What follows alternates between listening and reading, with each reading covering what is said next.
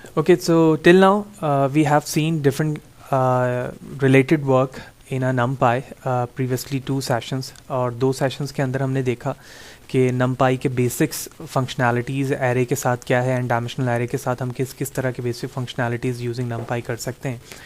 और इस सेशन के अंदर यानी session number 3 of the NumPy के अंदर हम लीनियर अलजेब्रा को देखेंगे कि लीनियर अलजेब्रा में मौजूद जो डिफरेंट फंक्शनैलिटीज़ हैं NumPy के ज़रिए से वो कितने आसानी के साथ सॉल्व होते हैं। तो प्रीवियसली जो सेशन है वो मेरे यूट्यूब चैनल पे मौजूद है, जिसमें हमने NumPy 1 सेशन और 2 के अंदर हमने stacking, splitting and broadcasting date time including देखा था। तो सबसे पहले इस चंक ऑफ कोड में आप देख रहे हो कि हमने एक एरे बनाया हुआ है, ठीक है, 2 dimensional array in term of the matrix यहाँ पर मौजूद है 3x3 और NP के ज़रिए से बना रहे हैं। तो लीनियर अलजेब्रा के अंदर जब हमारे पास एक मैट्रिक्स होता है तो सबसे पहली जो चीज़ आती है, फॉर एग्जांपल हमें रैंक का पता करना होता है कि हमारे मैट्रिक्स का रैंक क्या है, ठीक है। फिर इसी तरह से उसे ट्रेस करना, उसके डिटर्मिनेंट मालूम करना, इन्वर्ट्स करना, और इसी तरह से अपने गिवन इनपुट मैट्रिक्स को रेज करना किसी n पावर पे। तो मैंने यहाँ पे पावर 3 लिखा हुआ है, यानी इसके दरमियान जो है ये डिटर्मिनेंट किस तरह से निकाला जाता है, रैंक किस तरह से निकाला जाता है, ये तमाम चीज़ें हम मैथ्स में पढ़ चुके हैं या हम पढ़ते हैं नॉर्मली कि मैट्रिक्स के अंदर जिस तरह की भी वर्किंग होती है वो तमाम यहाँ पर बाय यूजिंग NumPy कितना आसान है इसको मालूम करना बाय यूजिंग np.linear algebra। तो आप देख रहे हो कि NP से मैंने linear algebra in short LINAG को इंपोर्ट किया और उसमें मौजूद मैट्रिक्स रैंक को मैं कॉल कर रहा हूँ। इसी तरह डिटर्मिनेंट के लिए DELT, इन्वर्ट्स करने के लिए अपने मैट्रिक्स को INV और matrix power for the raise करना किसी भी पावर के रिस्पेक्ट से। तो हम सबसे पहले से एग्जीक्यूट करते हैं और इसके बेस पर हमारा जो पहला रिजल्ट होगा वो रैंक का होगा, और आप देख रहे हो कि रैंक ऑफ मैट्रिक्स 3 आ रहा है। ट्रेस करने के बाद 11 है, डिटर्मिनेंट जब मैंने मालूम किया तो वो 306 आ रहा है, इन्वर्ट्स करने से उसकी ये वैल्यू आ रही है, और जब अब मैंने अपने गिवन इनपुट मैट्रिक्स को रेज किया है तो उसकी वैल्यू कुछ इस तरह से आ रही है। बिल्कुल इसी तरह से अगर मैं NumPy के ज़रिए किसी लीनियर इक्वेशन को सॉल्व करूं तो हम जानते हैं कि जो कि हमने थ्योरेटिकल पार्ट मशीन लर्निंग में भी देखा है कि जो लीनियर इक्वेशन है रिग्रेशन में इंपॉर्टेंटली y = mx + c, तो इसमें हमारे पास कुछ कांस्टेंट वैल्यूज़ होती हैं और इसी तरह से कोफिशिएंट होते हैं, यानी mx जो हमारे पास m मौजूद है, या फिर इसी तरह से अल्फ़ा b, इस तरह से वर्डिंग लिखी जाती है, लेकिन y = mx + c एक सिंपल फार्मूला है। तो इसके लिए आप देख रहे हो कि मैंने एक वेरिएबल में एरे बनाया हुआ है 1 डायमेंशनल जिसके कोफिशिएंट्स हैं, और इसी तरह से सेकंड एरे को मैंने कहा है कि मेरे अपने इस इक्वेशन के मुताबिक ये जो वैल्यू है वो in term of the constant इस्तेमाल हो रही है। तो मैंने directly linear algebra in short NumPy से LINAG इंपोर्ट किया और उसके बाद मैं सॉल्व लिखकर A और B लिख रहा हूँ। तो A और B लिखने का मकसद ये है कि हमारा फार्मूला ये जानता है कि इस वक्त A कोफिशिएंट है जो भी इसमें वैल्यूज़ मौजूद हैं, जबकि B कांस्टेंट है, और इसको सॉल्व करते हुए y = mx की जो भी वैल्यू आएगी in term of the slope ये हमें रिटर्न कर देगा। तो मैंने इसे एग्जीक्यूट किया और ये रिटर्न होने के बाद हमारे पास पहली जो इक्वेशन बन रही है यहाँ पर उसकी वैल्यू 2 बन रही है, और सेकंड मैट्रिक्स में जो वैल्यू मौजूद है उसकी वैल्यू 3 बन रही है। तो जो काम बिहाइंड एक सिस्टमैटिकली थ्योरी मौजूद है और स्टेप्स मौजूद है मैथ्स में, उसने बहुत ही आसान कर दिया यहाँ पर NumPy के ज़रिए से, और हम सिर्फ डॉट कॉल करके वो फंक्शन कॉल करते हैं, उसके ज़रिए से हमारे वो काम हो जाते हैं। इसी तरह से डॉट प्रोडक्ट किसी भी मैट्रिक्स का निकालना, जैसे आप देख रहे हो कि मैंने कमेंट पे यहाँ पर मेंशन किया हुआ है कि the dot product is written using a central dot A.B, यानी हम जब किसी 2 मैट्रिक्स का या 2 वेक्टर का डॉट प्रोडक्ट मालूम करना चाहते हैं तो हम उसे डॉट से रिप्रेजेंट करते हैं। We can calculate the dot product of 2 array और vector using the magnitude and angles, यानी जो आपके पास वेक्टर मौजूद है और according to the definition of the vector के वेक्टर का एक मैग्नीट्यूड होता है और उसकी एक डायरेक्शन होती है। तो जब भी आप किसी 2 वेक्टर के दरमियान या 2 मैट्रिक्स के दरमियान डॉट प्रोडक्ट लोगे तो उन दोनों की वैल्यू सबसे पहले तो एब्सोल्यूट होगी, यानी पॉजिटिव होनी चाहिए, और वो आपस में मल्टीप्लाई होगी उस एंगल के जिस एंगल में दोनों के दरमियान क्रिएट किया है। यानी अगर मैं इसे स्नैप से रिप्रेजेंट करूँ तो अगर मैं एक ग्राफ विजुलाइज करूँ एज लाइक दिस, ठीक है, तो ये हमारा ओरिजिन पॉइंट है दिस वन। तो पहला वेक्टर फॉर एग्जांपल ये बनता है और सेकंड वेक्टर ये बनता है। इसकी कोई भी वैल्यू है, जैसे फॉर एग्जांपल यहाँ पर कोई वैल्यू हमने लिखी हुई है तो मैंने यहाँ लिख दिया 5, यहाँ लिख लिया 4, जस्ट फॉर द अंडरस्टैंडिंग। तो ये जो कॉस थीटा है ये इनके दरमियान एंगल को देखेगा। ये जो ओवरऑल यहाँ पर थीटा वैल्यू बन रही है, एंगल बन रही है, वट एवर जो भी यहाँ पर होती है, वो एंगल कॉस के साथ यहाँ पर आएगा और जो भी उसकी वैल्यू होगी वो फर्दर आगे वैल्यू से मल्टीप्लाई होगी। यानी अगर ए और बी का मैं यहाँ पर डॉट प्रोडक्ट मालूम करना चाह रहा हूँ तो वो इस फॉर्मूले को इस तरह से एक्सेस करेगा। तो मैंने सिंप्लीफाइड यहाँ पर 2 वैल्यू लिखी हुई, आप देख रहे हो कि ए की वैल्यू मैंने वेक्टर ए की 12 बता दी, बी की मैंने 4 बता दी और ये दोनों आपस में मल्टीप्लाई होगा और उसके बाद उसका प्रोडक्ट वहाँ पर शो हो जाएगा। इसी तरह से आप चाहें तो 1 डायमेंशनल एरे भी क्रिएट कर सकते हैं या 2 डायमेंशनल एरे क्रिएट कर सकते हैं और उसका भी डॉट प्रोडक्ट लेने के बाद यहाँ पर डिस्प्ले कर सकते हो।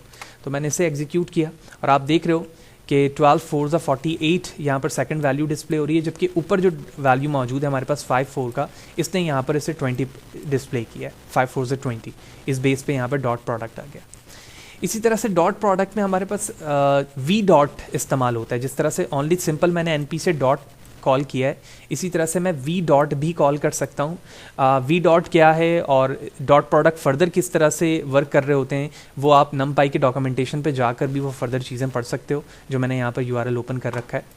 तो वी डॉट के हवाले से बताया जा रहा है कि the function return the dot product of 2 vectors, यानी as like the previous one, जो डॉट प्रोडक्ट है ये 2 वैक्टर का डॉट प्रोडक्ट रिटर्न करता है if the first argument is complex, यानी अगर पहला जो आर्गुमेंट है वो कॉम्प्लेक्स डेटा टाइप से। कॉम्प्लेक्स डेटा टाइप में हमारे पास आयोटा मौजूद होता है जिसे हम पाइथन सिंटैक्स में जे से रिप्रेजेंट करते हैं, ये हम पाइथन प्रोग्रामिंग के अंदर पढ़ चुके हैं डेटा टाइप्स के अंदर। Then it compute it use for the calculation if the argument ID is multi dimensional array.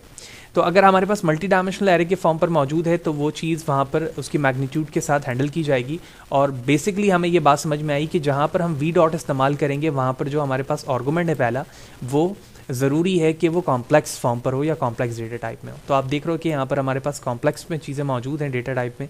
हमने वी डॉट प्रेस कॉल किया और अपने पहले वेक्टर या दूसरे वेक्टर की वैल्यू दोनों लिखी और उसके बाद मैं उसके प्रोडक्ट को डिस्प्ले करवा रहा हूँ। तो सेम स्ट्रैटेजी जैसे ऊपर चली है यहाँ पर, वही स्ट्रैटेजी इसके साथ भी चली according to the V dot और उसके बाद जो भी उसका रिजल्ट आ रहा है in term of the complex वो यहाँ पर डिस्प्ले हो गया। इसी तरह से प्रोडक्ट्स में डॉट या जिस तरह से हमने वी डॉट लिया है, इसी तरह से प्रोडक्ट समटाइम इनर और आउटर भी होता है। इनर और आउटर की एग्जांपल ऐसे हो सकती है जैसे आप देख रहे हो कि यहाँ पर मैंने उससे डिस्प्ले करवाया हुआ है। एक मैट्रिक्स हमारे पास ये रहा, एक वेक्टर ये रहा 1D और इसी तरह से सेकंड वेक्टर हमारे पास ये रहा या एरे। इसमें आप मिड टर्म को देखो इनर में, तो ये रहा हमारे पास इनर टर्म, ठीक है। मैं इस इनर टर्म को अभी चेंज भी करूंगा। तो इनर टर्म इन आप वैल्यूज़ को मल्टीप्लाई करके एक नई वैल्यूज़ में ऐड करके डिस्प्ले करेगा। मैं इसे एग्जीक्यूट करता हूँ तो आप देख रहे हैं इसकी वैल्यू आ गई। मैं मज़ीद मीनिंगफुल करता हूँ, वैल्यू को स्मॉल कर देते हैं और उसके बाद एग्जीक्यूट करता हूँ। तो 5 5 हमारे पास 25 हो गया, ठीक है, मिड वैल्यू, और उसमें एक वैल्यू ऐड कर दी गई यहाँ पे जैसा आप देख रहे हो 26, ठीक है। इसी तरह से मैं इसे 4 करता हूँ, एग्जीक्यूट करता हूँ, ठीक है। तो 4 5 द 20 एंड 1 ऐड हो गया। तो ये इनर प्रोडक्ट आपको आपके वेक्टर का या फिर 1 डायमेंशनल एरे का मिल रहा है। इसी तरह से आप आउटर प्रोडक्ट भी अपने एरे का ले सकते हो। आउटर प्रोडक्ट से मुराद ये होता है कि मैं किसी 2 मैट्रिक्स को इस्तेमाल करते हुए एक नया मैट्रिक्स आउटर वे पे क्रिएट कर रहा हूँ, ठीक है। नया मैट्रिक्स से मुराद ये है कि मैं काउंट बढ़ा रहा हूँ। जैसे फॉर एग्जांपल इस मैट्रिक्स को देखो तो हमारे पास एक वेरिएबल मौजूद है एक्स के नाम से, इसमें एक कैरेक्टर वाइज एरे बना हुआ है ABC। उसके बाद मैंने np.outer के ज़रिए से कहा कि एक और वेक्टर क्रिएट करो जिसमें x वेक्टर का इस्तेमाल तो किया जाएगा लेकिन वो इस फॉर्मेट पे होगा। कैसे? देखो, जब मैं इसे डिस्प्ले करता हूँ तो जो वेक्टर हमारे पास x मौजूद था ABC, उसने इस काउंट को यूज़ किया 1 2 3। A की क्वांटिटी 1, B की 2 हो गई, C की इस तरह से 3 हो गई।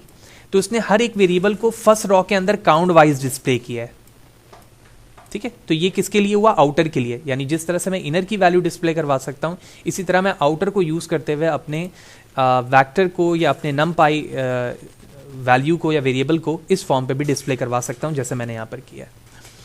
इसी तरह से लीनियर अलजेब्रा के अंदर हम नॉर्मलाइज्ड इस्तेमाल करते हैं, नॉर्म जिसको हम कहते हैं, और नॉर्म नॉर्मली हम अपने वेक्टर की लेंथ जानने के लिए या मालूम करने के लिए इस्तेमाल करते हैं। So the norm use for matrix or the vector norm, this function is able to return one of the 8 different matrix norms or one of an infinite number of the vector norm described below। और इसके हवाले से हम जान रहे हैं कि जो नॉर्मली हमारे पास वेक्टर होते हैं उनमें कितने एलिमेंट हैं उसकी लेंथ जानने के लिए नॉर्म इस्तेमाल किया जाता है। तो लीनियर अलजेब्रा का ये टर्म है, यही वजह है कि मैंने नमपाई से लीनियर अलजेब्रा इंपोर्ट किया और उसको एज ए एलियास यहाँ पर मैंने नाम LA दिया है। आप यहाँ पे कोई भी मीनिंगफुल नाम रख सकते हो। उसके बाद देखो मैंने यहाँ पर दो वेरिएबल क्रिएट किए हैं, एक A और एक इसी तरह से B, ठीक है। तो A के अंदर जो भी वैल्यू मैंने रेंज से ली है A रेंज के ज़रिए से, उसको मैंने यहाँ पर रीशेप कर दिया 3x3 में। यानी अगर आप सिर्फ B की वैल्यू को देखो यहाँ पर, तो ओरिजिनली ये A की वैल्यू थी जो A रेंज 9 से -4 होकर आई, और जब मैंने इसको रीशेप किया तो ये 3x3 के फॉर्म पर यहाँ पर किस में आ गई, मैट्रिक्स में आ गई। और ये फर्स्ट सेशन पे हम देख चुके थे कि रीशेप करने का तरीका क्या है, किसी 2 डायमेंशनल एरे को 1 में कन्वर्ट करना या 1 को 2D में लाना, वो सारी चीज़ हो गई हैं।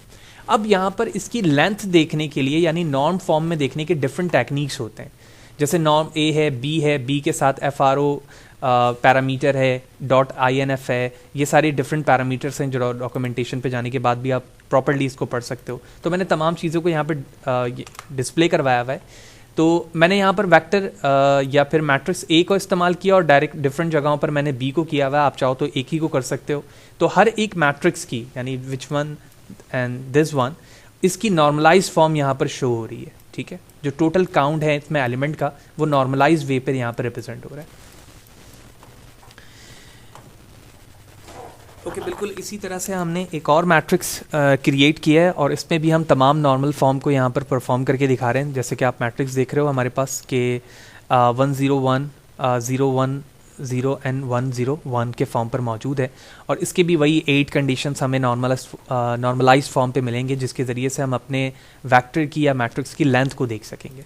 तो मैंने इसको एग्जीक्यूट किया। सबसे पहले हम इसे डिस्प्ले करवा रहे हैं 3x3 में, और उसके बाद मैंने तमाम वैल्यू वैसे ही डिस्प्ले करवा दी जैसे मैंने पहले वाली की करवाई थी।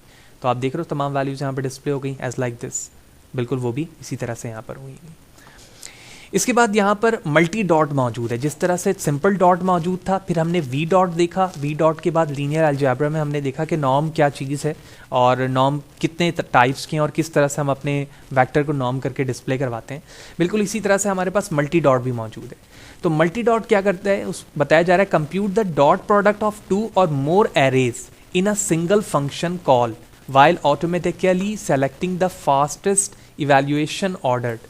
यानी 2 या 2 से ज़्यादा एरे को वो क्या कर रहा है भाई, उसके प्रोडक्ट को सिंगल फंक्शन में लेकर आ रहा है। कैसे, यहाँ पर कुछ मैंने रैंडम नंबर्स के ज़रिए से एक मैं कह सकता हूँ huge amount of the data form पर मैंने एक एरे जनरेट किया है, ठीक है। अगर आप देखो मल्टी डॉट को इंपोर्ट करने के बाद मैंने रैंडम डॉट रैंडम किया और 100 से लेकर 10,000 तक वैल्यूज़ को क्रिएट कर रहा हूँ, फिर 100 से 1000, फिर इसी तरह से बैकवर्ड चल रहा हूँ 1000 to 5। तो इस तरह से मैंने ABCD के नाम से 4 रैंडम नंबर्स के फॉर्म पर एरे जनरेट कर लिए, और इन पाँचों को मल्टी डॉट के ज़रिए से मैं क्या कर रहा हूँ, सिंगल फंक्शन कॉल पे लेकर आ रहा हूँ।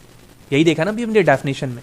तो आप इसको चाहो तो शॉर्ट कर लो ताकि समझना और भी आसान हो, और उसके बेस पर जब मैं एग्जीक्यूट करता हूँ तो आप ABCD को देखोगे कि ये तमाम इतने बड़े वैल्यू के फॉर्म पर यहाँ पर आकर क्या हो गया, डिस्प्ले हो गया। आप इन नंबर को मज़ीद छोटे कर लो ताकि देखना और समझना और भी आसान हो जाए कि मल्टी डॉट इन तमाम वैल्यूज़ को किस तरह से सिंगल वैल्यूज़ में कॉल करके हमें यहाँ पर दिखा रहा है। और यहाँ पर डॉट डॉट वैल्यूज़ ये बात बता रही है कि ये एक हाई रेंज पर वैल्यू मौजूद है जो हम तमाम यहाँ पर डिस्प्ले नहीं कर सकते, ठीक है। जब हमारे पास n नंबर ऑफ रिकॉर्ड्स होते हैं तो वो सारे नहीं शो होते, बल्कि कुछ इनिशियल के शो होते हैं और कुछ लास्ट के शो होने लग जाते हैं, ठीक है। आप चाहते हो कि एक ही वैल्यू को देखना, तो उसके लिए ज़रूरी है कि आप इसको सेव करके इंपोर्ट कर लो अपने पास, या आप according to the index number उसे डिस्प्ले करवा के देखो। उसके बाद हमारे पास फर्दर इंपॉर्टेंट चीज़ें हैं जिसे हम आइजन वेक्टर कहते हैं। इसके ज़रिए से भी आप लीनियर अलजेब्रा में अपने मैट्रिक्स को डिफरेंट फंक्शंस के लिए देख रहे होते हो कि आइजन वेक्टर क्या है, जिसके ज़रिए से हमें पता चलता है कि लैम्डा की यहाँ पर क्या वैल्यू होगी। अगर मैं इसके फार्मूले को शो करूँ तो ये आइजन वैल्यू और आइजन वेक्टर का फार्मूला है, जिसमें हमें इस वेक्टर जो कि नॉर्मली 2x2 या 3x3 का होना ज़रूरी है, उस वेक्टर के ज़रिए ही हम आइजन वैल्यू या आइजन वेक्टर क्रिएट करते हैं, और उसमें लैम्डा की वैल्यू हमें फाइंड करनी होती है जबकि हम 2 मैट्रिक्स को आपस में यहाँ पर यूज़ कर रहे होते हैं। तो उसको सॉल्व करने का तरीका यहाँ पर आप देख रहे हो कि हमारे पास एक एरे है, ठीक है। मैंने इसका नाम यहाँ पे एज एलियास फाद कर दिया, आप कुछ भी कर सकते हो। और उसके बाद मैंने एक एरे क्रिएट किया बाय यूजिंग कॉम्प्लेक्स नंबर, और उसके बाद उसे डिस्प्ले करवाया। और उसके बाद आप देख रहे हो कि मैंने 2 वेरिएबल्स यहाँ पर यूज़ किए हैं आइजन वैल्यू के लिए, और उसके बाद मैं अपने ए को आइजन वेक्टर के लिए इस्तेमाल कर रहा हूँ और उसके बाद सी और डी दोनों को डिस्प्ले करवा रहा हूँ। ठीक है, मैंने इसे एग्जीक्यूट किया तो इनिशियल वैल्यू जो यहाँ पर डिस्प्ले हुई है वो हमारे उस वेक्टर की हुई जो हमने बनाया था, और उसके बाद उसकी आइजन वैल्यूज़ यहाँ पर डिस्प्ले हो रही हैं दोनों की, सी और डी की। फिर इसी तरह से आप चाहें तो डायगोनल वैल्यूज़ भी डिस्प्ले करवा सकते हैं, और डायगोनल वैल्यू डिस्प्ले करवाने के बाद उसकी आइजन वैल्यू डिस्प्ले करवा सकते हैं अकॉर्डिंग टू द फार्मूला। वही चीज़ मैंने लास्ट चंक में यहाँ पर लिखा है और मैं उसे यहाँ पर एग्जीक्यूट करता हूँ। तो आप देख रहे हो कि एरे की डायगोनल वे में वैल्यू शो हुई। अगर आप इस चीज़ को शो करो 1 2 3 को डायगोनल किस तरह से रिप्रेजेंट किया है, तो मैं इमेज पे अगर दिखाऊं तो हमारे पास इनिशियल वैल्यू यहाँ पे लिखी थी 1 2 3, तो 1 2 3 वैल्यू इस तरह से थी।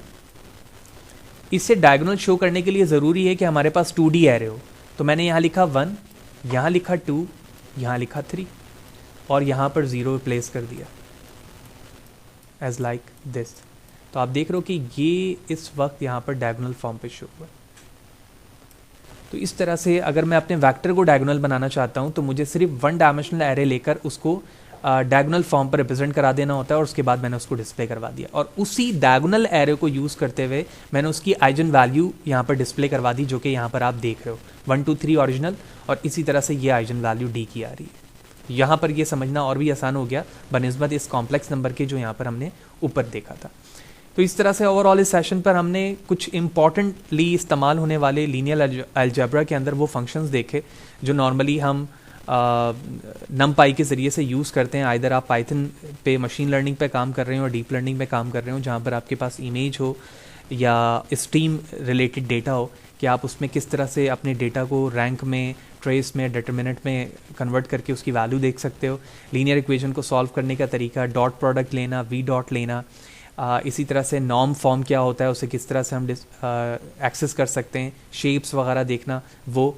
और एट लास्ट फिर हमने देखा कि हम किस तरह से मल्टी डॉट को यूज़ कर सकते हैं, और साथ ही साथ लीनियर अलजेब्रा को इस्तेमाल करते हुए आइजन वैल्यू एंड वेक्टर को किस तरह से आसानी के साथ डिस्प्ले किया जा सकता है।